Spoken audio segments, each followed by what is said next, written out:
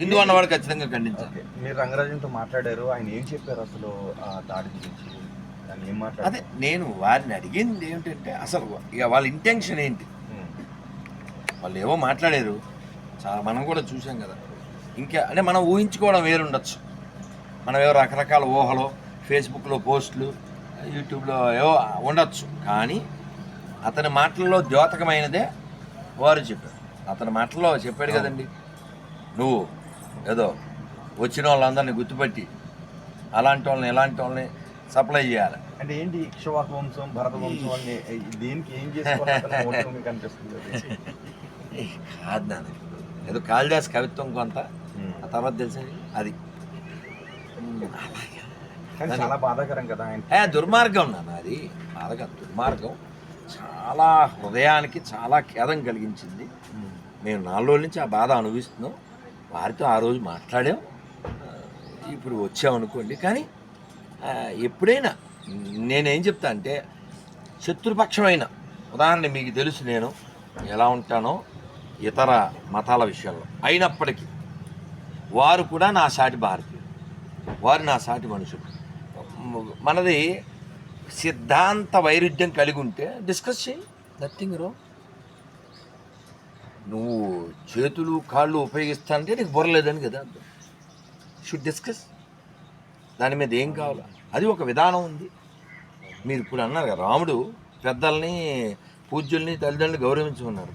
దానికి పక్క ఆపోజిట్లో ఉంటే అంటే రావణాసుడు మాయా వేషంలో వచ్చినటువంటి చెప్పేందుకు ఉదాహరణ, చాలా మంచి ఉదాహరణ చెప్పారు. మీరేమంటారు?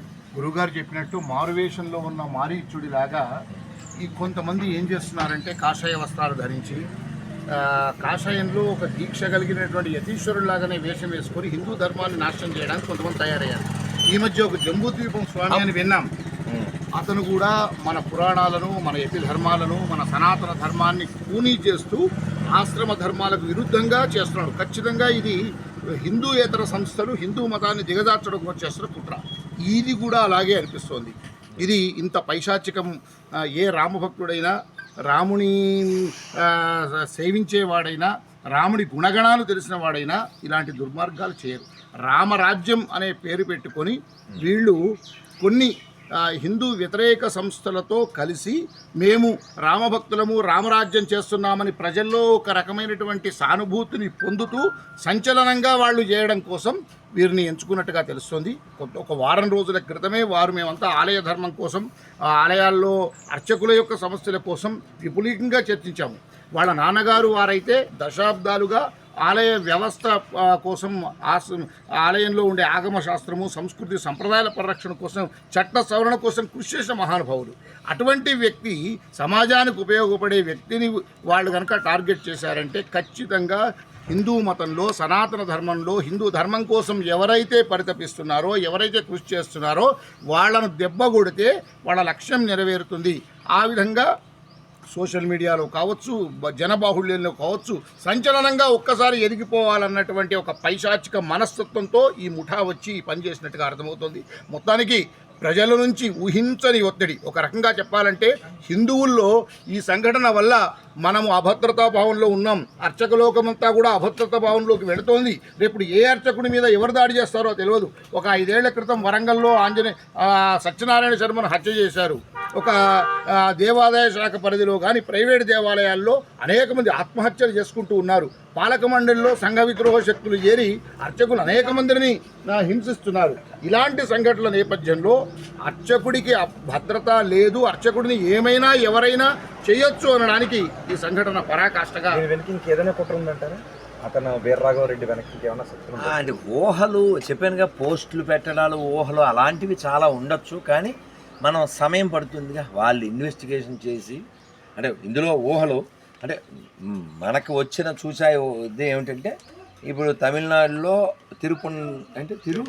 తిరుపురాన్కుండ్రం అక్కడ హిందువులందరూ ఒక్కసారి ఏకమయ్యారు. ఒక శుభ సూచకం, చాలా. అలాగే వక్ఫ్ వ్యతిరేకంగా కర్ణాటక మంచి మూమెంట్. మొన్న ఆంధ్రప్రదేశ్లో ఒక అద్భుతమైన హైందవ శంకర. సో ఇలా ఒక్కొక్కటి ఏకం అవ్వడం అనేది ఈ శక్తులు ఏదైతే ఉంటాయో వాళ్ళు సంతోషపడరు కదా. కాబట్టి వాళ్ళు మీకు తెలుసు రాణా ప్రతాప్ దగ్గర జయచంద్రుడు లాగా. 4 zeros. సో ఇదంతా జయచంద్ర వర్గం అని మనం భావించాం. సో మొత్తానికి ఈ దాడిని అందరూ కూడా హిందూ సమాజం అంతా కూడా ఖండిస్తోంది. అతను రామనామం చెప్పి రామరాజ్యం చెప్పి ఇక్కడికి వచ్చి దాడికి పాల్పడ్డాడంటే అతను రాముడి భక్తుడు కాదు, రావణాసుడి రూపంలో వచ్చినటువంటి వ్యక్తి. రావణాసుడు ఆ రోజు సీతమ్మ వారిని ఎత్తుకు వెళ్ళడానికి మారు వేషంలో ఎలాగైతే వచ్చాడో వీడు కూడా రాముడి పేరు చెప్పుకొని వచ్చినటువంటి రావణుడే రాక్షసుడే అని చెప్తున్నారు. ఇలాంటి వాళ్ళని ఎట్టి పరిస్థితులను ఉపేక్షించేది లేదు. ఇలాంటి వాళ్ళని హిందూ సమాజం నుంచి బహిష్కరిస్తాం. దీని వెనుక ఏదైనా కుట్ర ఉందేమో దాన్ని కూడా బయటకు తీయాలని రాధామోహన్ అంటున్నారు.